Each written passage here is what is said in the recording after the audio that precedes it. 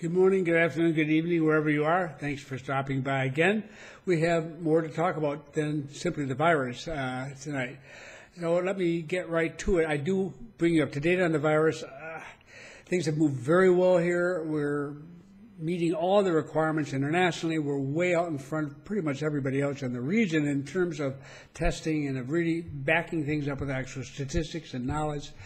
We dropped the people in ICU, intensive care, has dropped to the lowest number almost since the beginning of this whole affair, just early on.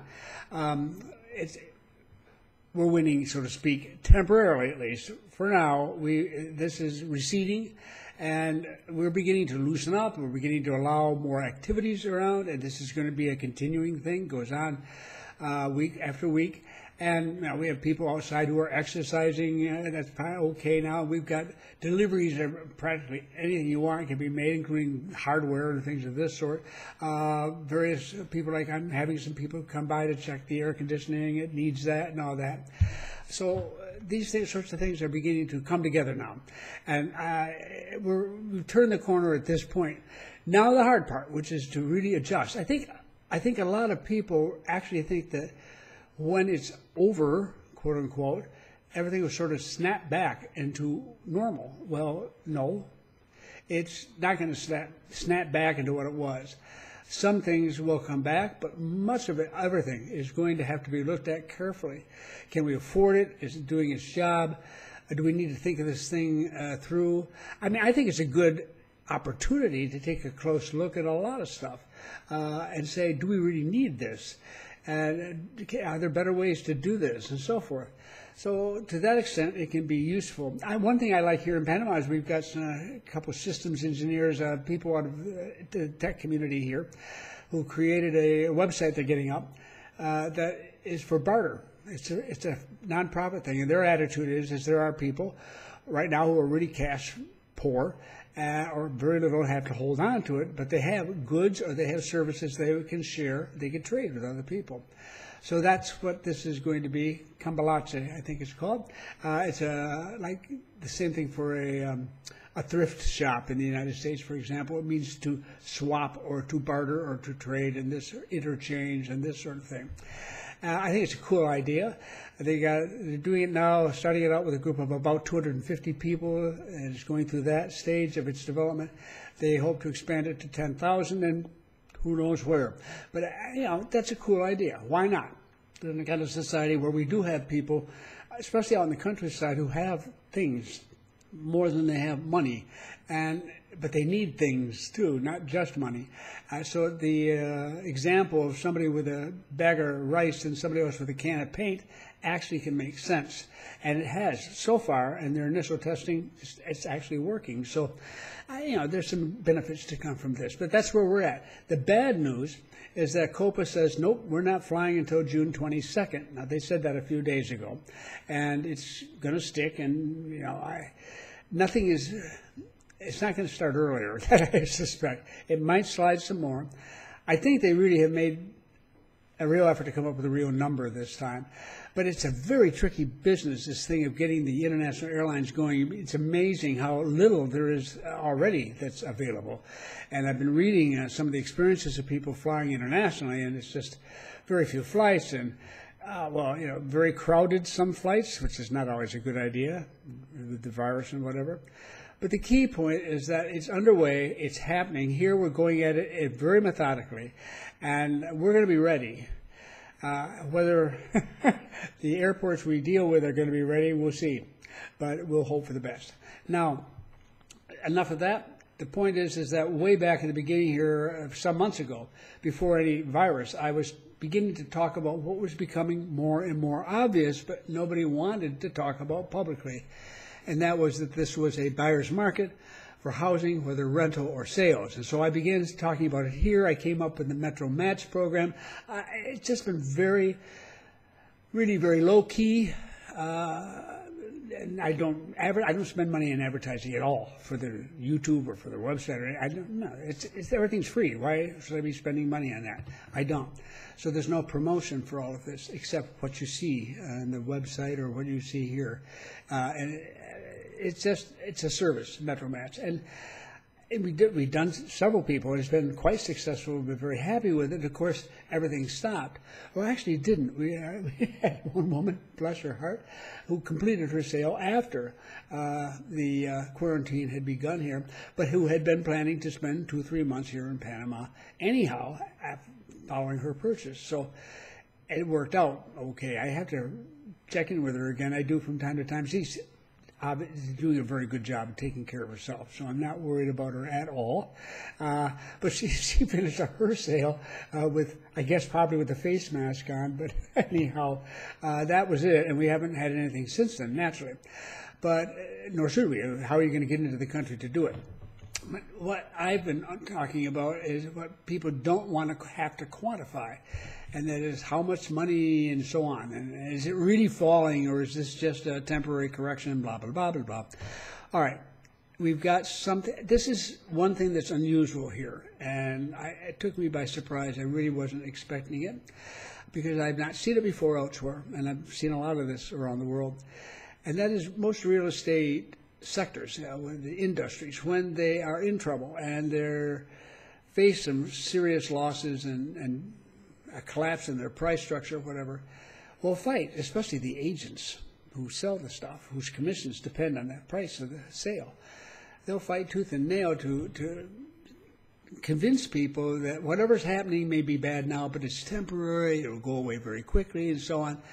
They're selling, they're always selling, and you don't look to them to come out and say honestly, hey, this is bad, prices are bad now, they're going to get worse. So, Panama is different, and always has been in so many ways. And if you bother to get to know the society and you get into it, and amazing how many people don't bother here and don't even know about these things. But anyhow, Louis Pimentel was president of the ACOBIR, which is the organization, association representing real estate agents and agencies here in Panama, the folks who sell the stuff.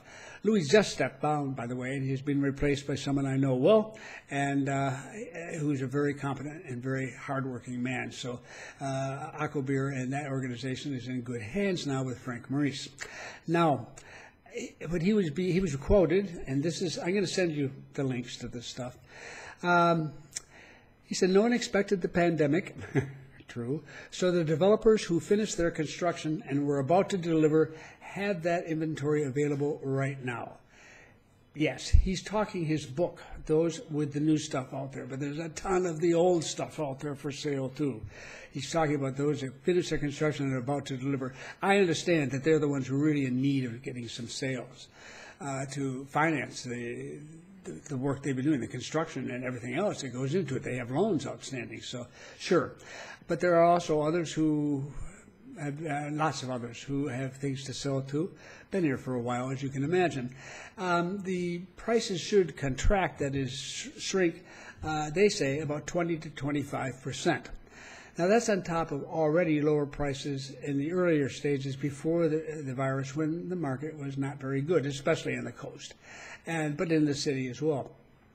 So, and I think also that may be a generous or a kind figure, but here they are. They're the people who do the sales. They're the ones who depend on the commissions. They're saying 20 to 25% less.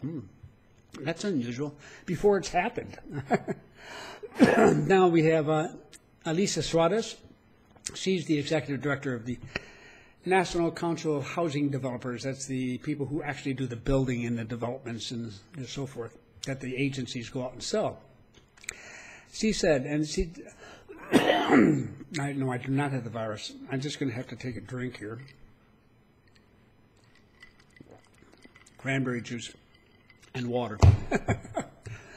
Anyhow, Elisa is the head of the executive director of this council, and she understates, she does a beautiful way of putting it. We are going to face a market where the demand will be quite contracted, diminished, and where the supply will definitely have to be restructured. This leaves me to think that there is definitely a tendency for prices to fall in order to clear the inventory that we have so far. So, I think that's the wording there is just I mean, it's just very nicely done. Last sentence. This leaves me to think that there is definitely a tendency for prices to fall in order to clear the inventory that we have so far. Yes, indeed. So I'm mentioning all this because they're saying so. They're saying, look, prices are going to fall further. This is a bad market, and the virus has certainly not helped things at all. In fact, it's made it even more severe. So are there bargains in renting and buying? Yes. Now, it's not that they are going to occur in other countries too, but this is a country that's gone through this virus thing. We have no rioting. We've had they're back to rioting again in Chile. I mean, Peru. I mean, what is going on? And Latin America's got so much negative news these days. It's not very much fun. But Panama, no, we're doing very well. It's very stable. We've worked together well. We've stood as one, basically, with the normal grumping, complaining that you expect in any democracy. And now we're getting to a point where things have gone well enough that we can start being more political and people can question contracts and demand more information, the things that democracies have to do. So we're at that stage, and we have our prices falling, and we're really taking advantage of everything that we can to get this thing to the best possible position. Then in come people. And so if you're thinking about it from that perspective, now let me be very clear. I'm going to talk more about the buying and renting thing. Renting is, if you're ready to roll, I mean, this is a good time to do it. But from the purchasing side of things, you have to stop and think that one through. And there's a lot of people here who automatically assume they have to be down on the beach or else they're not going to see any real appreciation. Not necessarily true. And we're going to talk more about that in the different parts of the country and what has influenced people in the past, and what, from the correspondence I get and from other sources, the feeling of what people have today who are thinking of coming down, who are still very much interested in coming down, and may be arriving here fairly soon. So I've got stuff to do and things to write and things to work with the real estate sector here, if it wants to listen to me on this one. I tended to be a little unpopular because I talk about things that most people would like not talked about, but that's been a while. In fact, I'm talking about the markets being a buyer's market. I mean, give me a break. I don't care whether anybody thinks that's upsetting. That's their problem, not mine. Here, the business itself is saying exactly the same thing. We're all in agreement. So you should be, if you're interested in that, if this means something very significant to you, you don't have to jump in a plane tomorrow morning. But you can't anyhow. But you can start thinking in terms of it. I think, as a rule, that the first few months particularly are going to be when people need the cash. If you've got cash, and if you come down there and say, as soon as we sold our house in Canada, we'll come down. No, that's not going to do it. You got cash, you can pay for it, fine. And you will be able to get very good deals. And you need some help. You better get some. I mean, we're here to help if we can, or whomever you get, because there's tons of agents down here. But the point is you do need some help in working your way through this market and everything else to do with it. We'll talk more about it.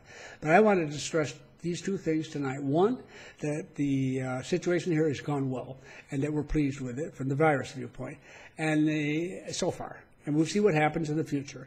And secondly, that the real estate situation, the buyer's market is still very much the case, and it will become more so in the weeks ahead of us. So not a bad thing to necessarily report.